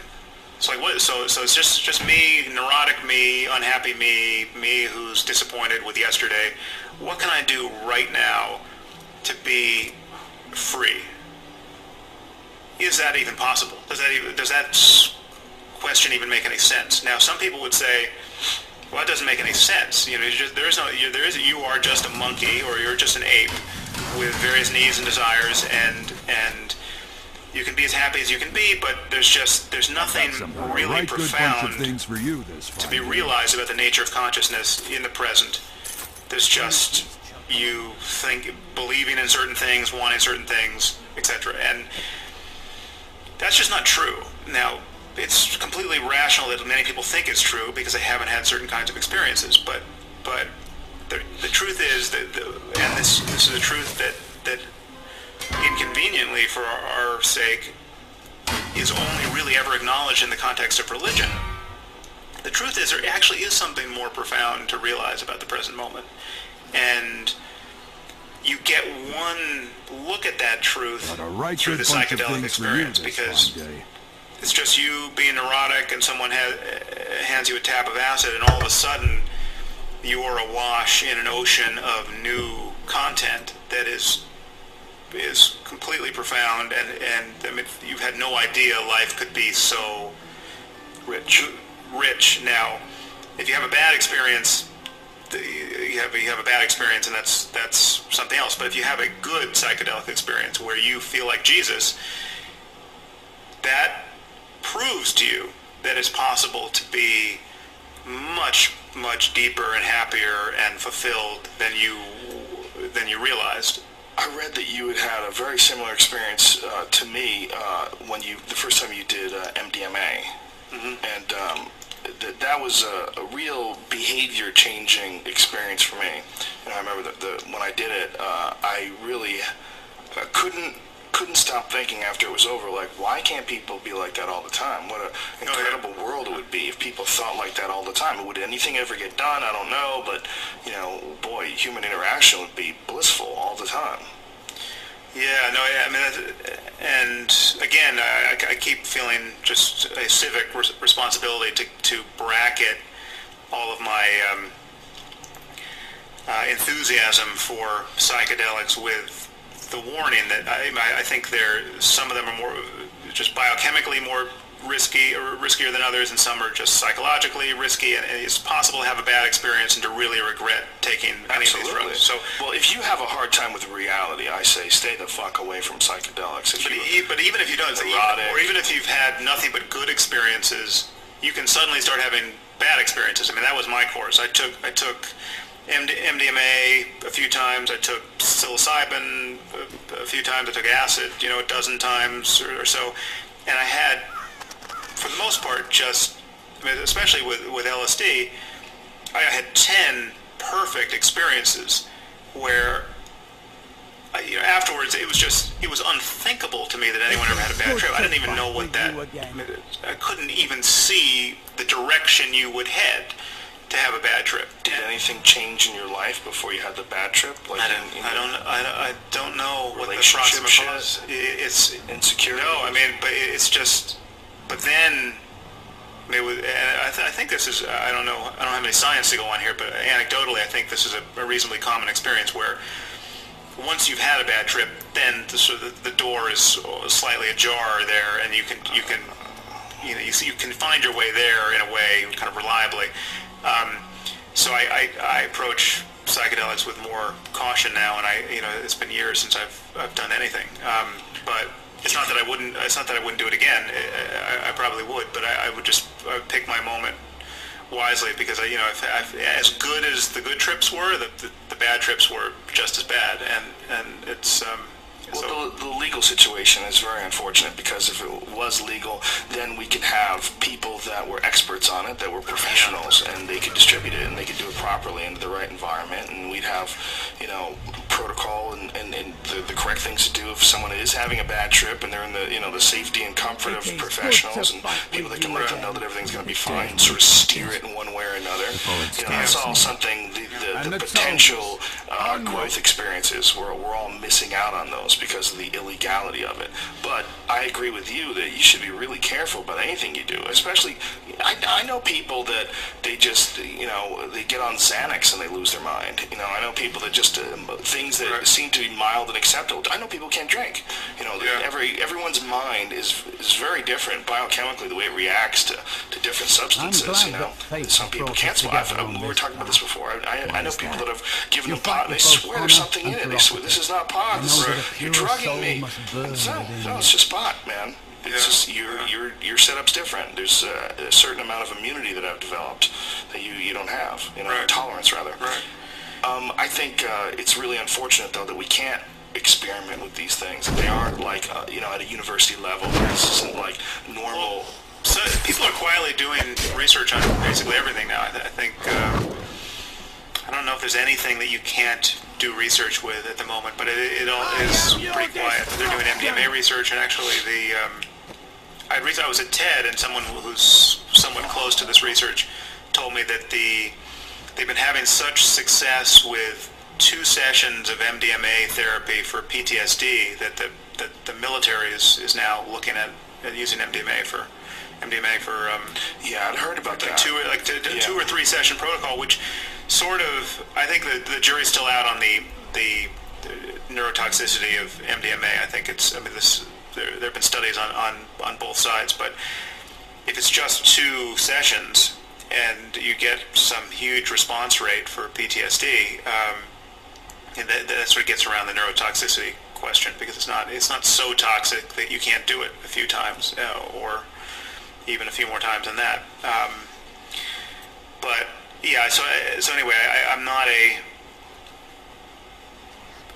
psychedelics were truly indispensable for me at a certain time in my life in terms of just I was a hard enough case and skeptical enough that there was anything worth realizing through introspection that it took just getting hurled over the wall for me to realize that there was any more to the world, and then that gave me a basis from which to practice meditation and these things. What do you think is happening in the psychedelic experience? I've heard the broad spectrum of you're just changing the brain chemistry, you're adding in a different element that creates hallucinations, and because of those hallucinations, you get these profound feelings, and you can learn and grow from those feelings. 2, it's a radio, and you're tuning into another life form that only communicates with you through eating it. It's from another planet, and that's why there's a logos. That's why when you take especially high doses of mushrooms,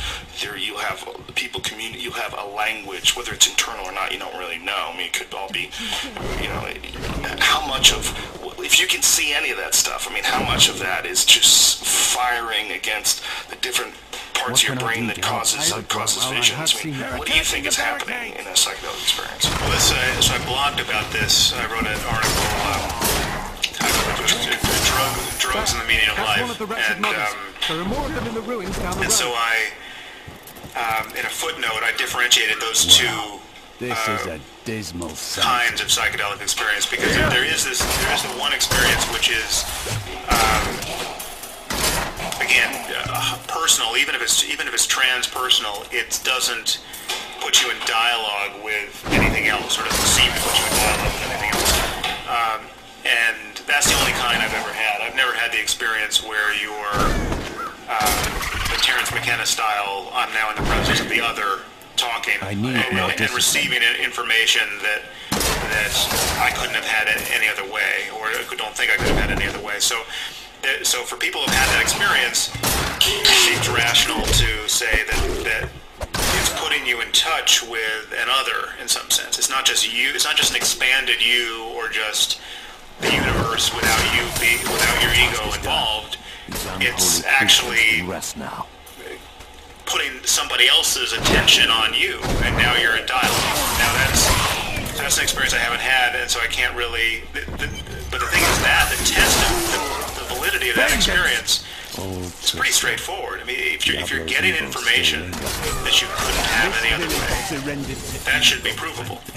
And one of the fishy things about Terrence's account of these states is that at many moments he claimed to be getting. He really did claim to have a compelling experience of being in dialogue with a kind of omniscient other, you know. So he would. I don't know if you read his book, True Hallucinations. Or so he's in the Amazon. He's walking around, and he's had more mushrooms than any person in human history. And What of your father?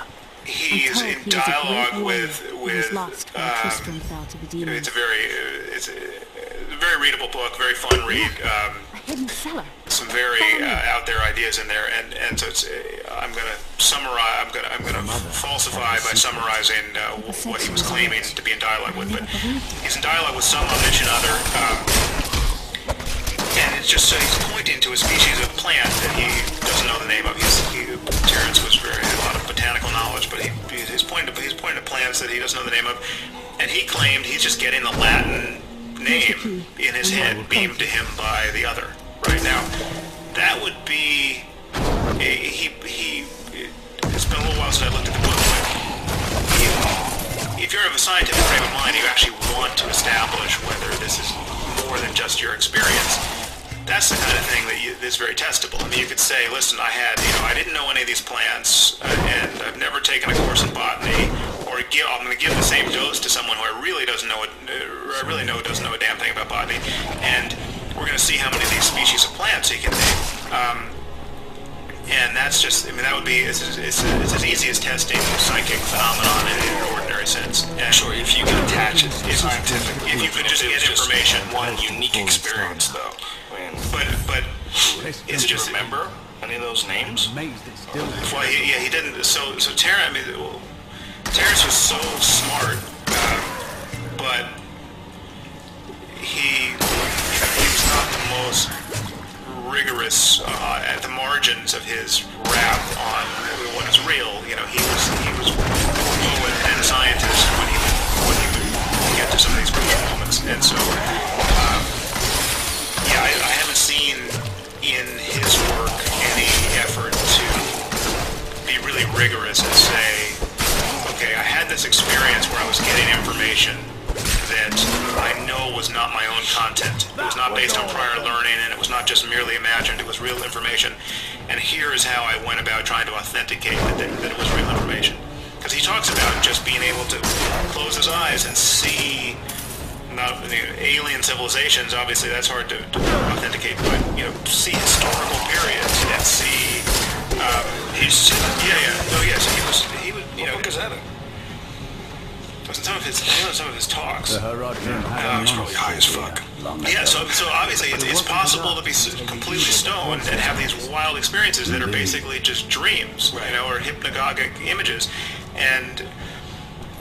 Unless you can bring back those last games. Yeah, if you can't bring back something that's clearly information, then my feeling is it's no reason to claim that it is. You claim that this is... The one thing, what's indisputable is that people can have a range of experience that is incredibly beautiful and life-changing.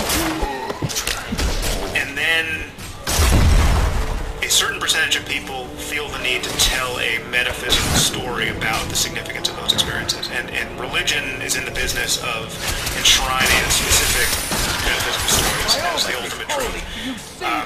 We know they can't all be true because they're all mutually canceling. Which is to say, if Christianity is true, Islam is false, and vice versa. But the psychedelic experience falls into the same...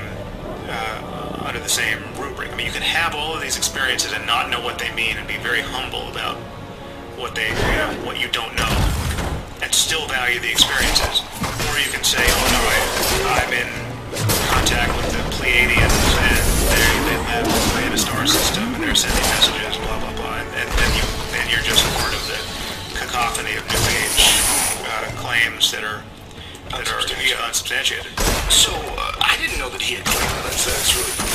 One of the things that he did claim was that he was high on mushrooms and communicating with him, telling him to create made a map of time out of the I Ching. And now I wonder, that was a whole time wave. King. Yeah. Evil Another not thing my that just, goal, and I cannot risk putting my beloved played Tristram some in danger, mathematical should I game fail to with contain that which tears at me.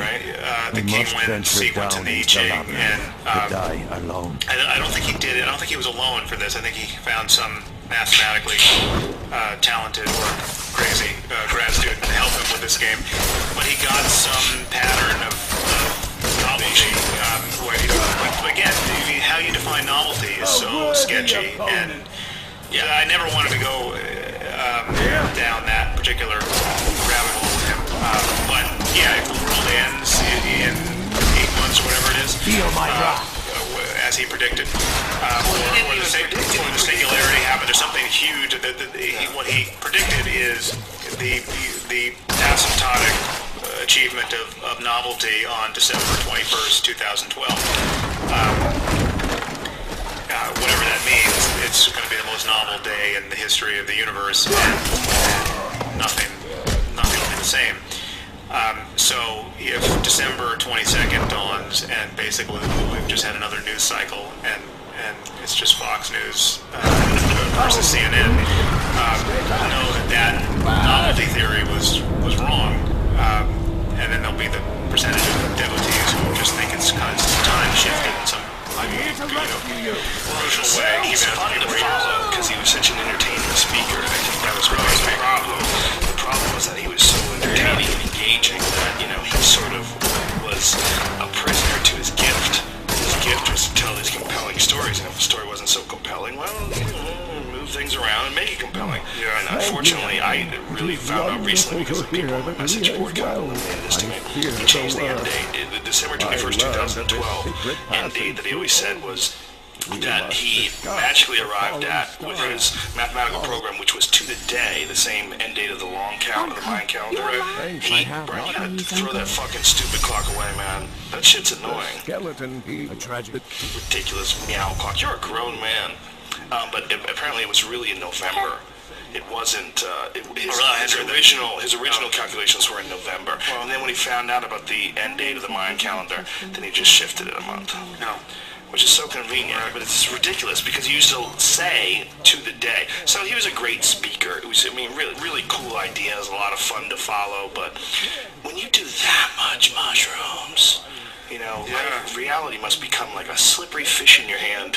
Really, really difficult to constantly have control of. It is a bit of a liability when you say it so well. You can get carried away with just the experience of saying it that well. And to some degree, it's true with writing. You can have it like, I think Freud's influence is outside influence, which is kind of inexplicable given how crazy some of his ideas were. Is born of just the quality of his writing. Freud was a great writer, and it's just. The whole mythology he created for what's going on in our heads. Fascinating. It's fascinating, but it's just like, so much of it is cocaine-based. Should have been obviously bogus, but he's a damn good writer. Yeah, well, to this day, people, talk about Freudian slips. And somehow there's just dick going on in the back of your mind all day. Well, it's not that it is. There's a lot of unconscious processing going on. Sure. And it's actually the subject of my current book, very short book on free will, speaks to that it's just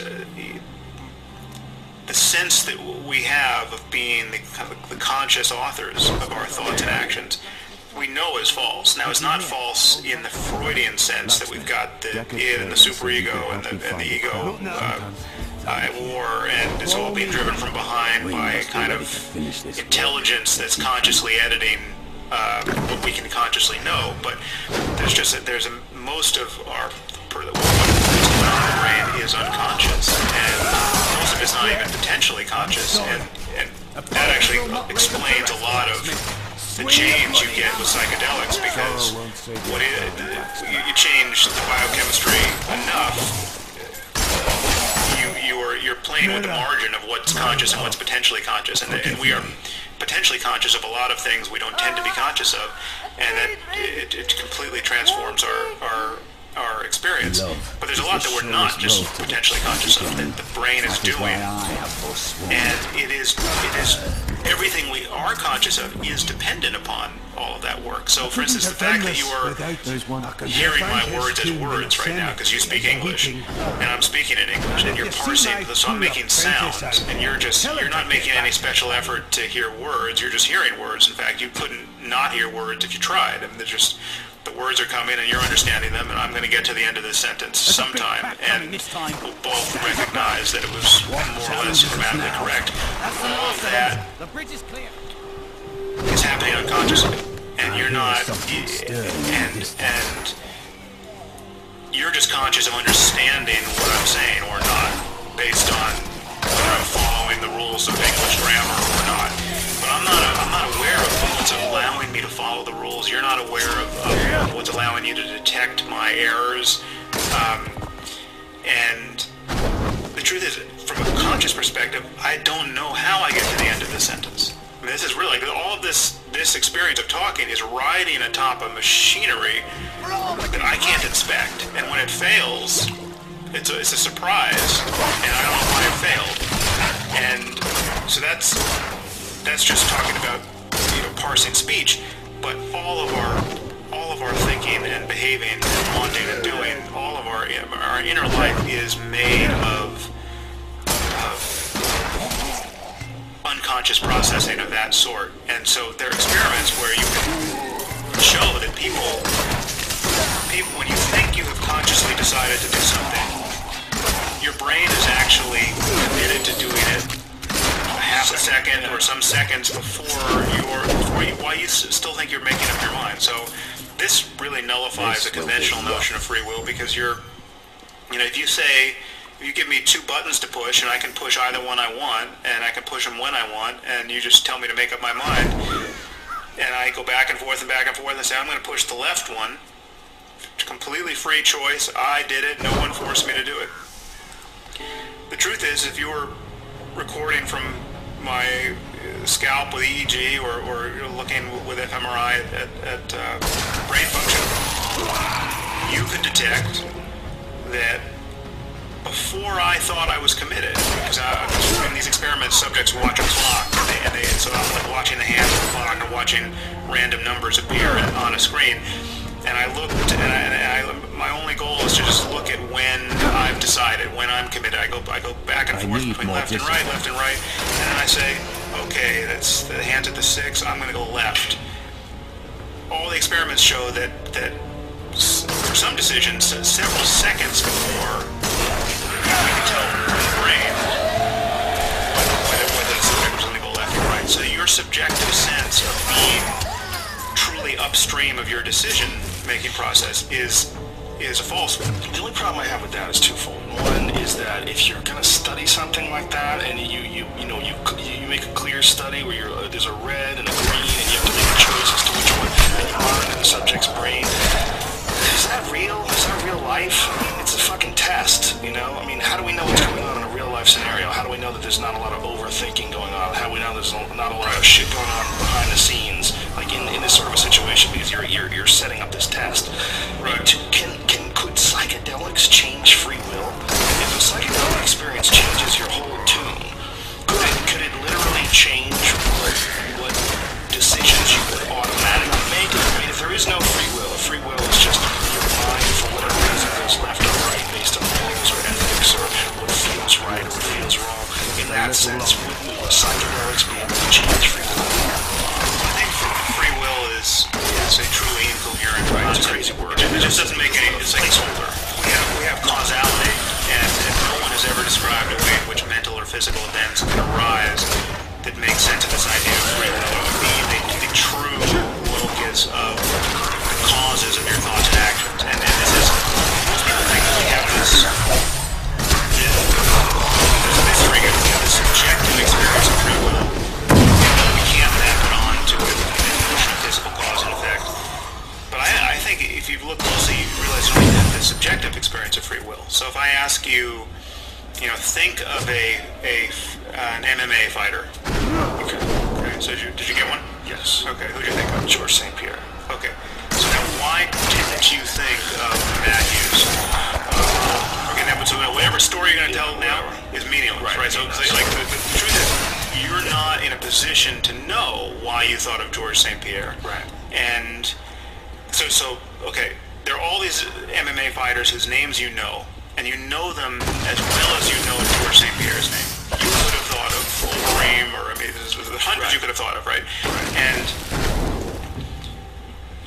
let's say you thought of a few, and then you settled on one to tell the purposes of telling me. So you thought of, you got Hughes, you got Overeem, you got St. Pierre, and then I said, well, who was it? And you say, well, St. Pierre, right?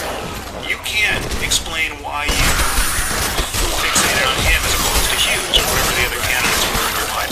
All of that's being driven from behind, unconsciously, and there's no way to ever, even if it wasn't, even if there was no time lag, even if we knew that the neurophysiology and the conscious thought were truly simultaneous. So there was no part of your brain that was going George St. Pierre before you were aware of it. Right. No. It's still a mystery as to why it is what it is. Right, but that's sort of an answer to a question with no consequence. When it comes to something with consequences, isn't there free will then? When someone contemplates the results of their actions, and I mean, isn't that what we really truly consider to be free will? So you look at something and you say, should I hit this old lady with my car? No, I should not, because I have free will. I mean, even if there's some sort of a decision that had green lit in your brain seconds earlier than that, no, we're not going to run over this old lady. Sort of, that's free will, right? I mean, what leads someone to murder someone? Is every murderer innocent because they don't have free will? Are they an accumulation of their past histories and their emotional responses to various stimuli, good or bad, in their environment that's led them down this road, and here they are in this moment in time in this physical altercation, and they murder somebody? And do they not have free will? Right. So all good concerns. Clearly, there's a difference between voluntary and involuntary action, and so we can talk about that difference without ever free will. So there are the things I choose to do, and I'm reaching for the water because I want to pick it up, and that's different from me accidentally knocking it over, and those differences matter. So if you intentionally shot me, that's one thing. You're a murderer or an attempted murderer. If you accidentally shot me because you were cleaning your gun, there was no intent, and that says a lot of. You're a very different person in the world. You're not the person who intentionally shot me. So we don't have to worry about you in the same way. So for the purposes of our legal system, the difference between intent and lack of intent is huge. But it's huge because it says a lot about what someone's likely to do in the future. The payoff is that there are, one, I think, understanding that the incoherence of free will does subtly change your morality and would change our legal system in small but crucial ways, because it changes your morality because you have to acknowledge that there's a huge role for luck in this world that is morally relevant that we don't acknowledge. So if you are not responsible for the fact that you have your genes, that you were born into this society, that you had your life experience, your brain, you didn't make your brain. Your brain is in exactly the state it's in based on it's not an accomplishment of yours, right? And you can't take credit for the fact that you're not a psychopath. You are lucky that you're not a psychopath on some basic level. You would be unlucky to have the genes and the life experience that would make you want to get up tomorrow morning and kill kids. Do you think that that sort of a pathology is inherently genetic? Do you think that's environmental? Whether it's a combination, so it's a combination. It's significantly genetic, but it's a combination of environment. But you didn't pick your environment either. But it's not something that someone can avoid based on a bunch of different right. So I'm not negating the role of human effort and human intention, and we can change ourselves. We can get in shape. We can learn new skills. We can improve relationships. This everything about what people want to do with their lives can be conserved, but the truth is some people are much luckier than others. I mean, it's like, and no one can take